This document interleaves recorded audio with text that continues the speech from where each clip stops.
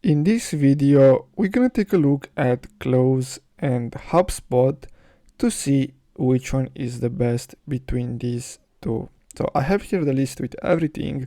So basically CLOSE is ideal for sales teams focused on outreach with built-in communication tools. HubSpot offers a broader CRM ecosystem for sales, marketing, and support.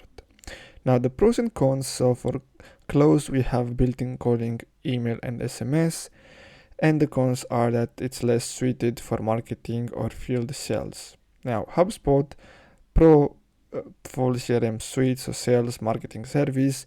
The con, expensive at scale, feature lock behind tiers. Now choose CLOSE for calling heavy workflows, HubSpot for all-in-one scalability. So I really hope you found this video helpful. Thanks for watching, guys.